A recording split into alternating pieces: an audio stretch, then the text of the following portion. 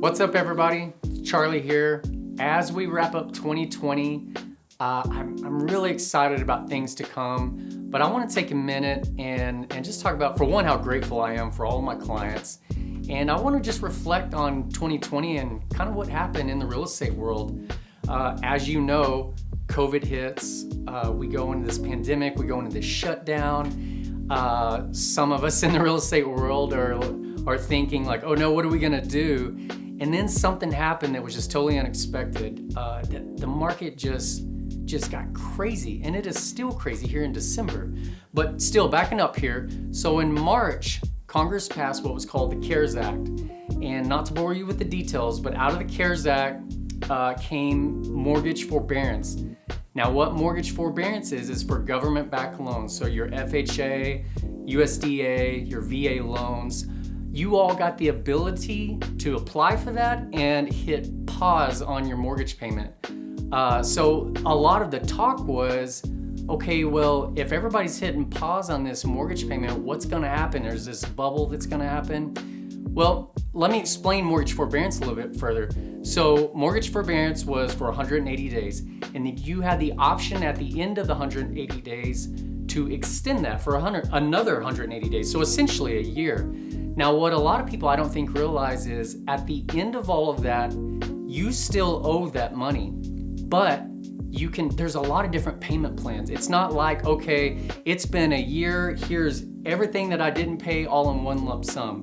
Because let's face it, I mean, who all could do that? You know, probably a very small amount of people. What the government was able to do though, is they come up with a plan to, okay, here's 4 choices that you have to pay this back at no additional interest, there's no penalty. So really cool. So I think a lot of the experts out there, and I shouldn't say a lot, but some of them who think that there may be this bubble that's happening, because of the way it's structured, I know here in Texas anyways, and especially here in Lubbock, I just don't think we're gonna see this big pop, and I don't think we're gonna see real estate flip over on its head, right? I know my friends down in Houston and San Antonio, they're gonna be dealing with this probably quite a bit more than we are here in Lubbock. And you know what, here in Lubbock, we'll see it as well, just not to that extent. And even down there, it's gonna be okay.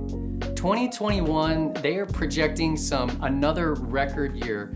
2020, we had record sales. We saw our inventory just plummet, and we saw our buyers just buy.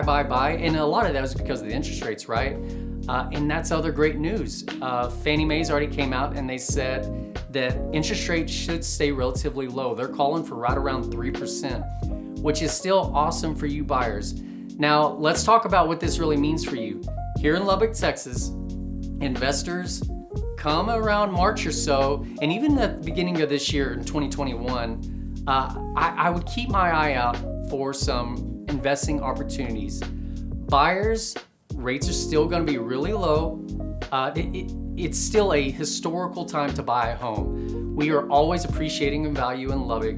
Great time to buy a home. Sellers, there's not enough homes for sale. Our inventory is low. I mean, I'm gonna sound like a broken record here, but it is. It is a seller's market. So if you ever had thoughts of selling, now should be the time you're thinking about that. So that's just a little recap of 2020. I'm really excited about 2021. I'm so thankful for my clients. This is the season just to be grateful. Thank you all, and we'll catch you on the next one.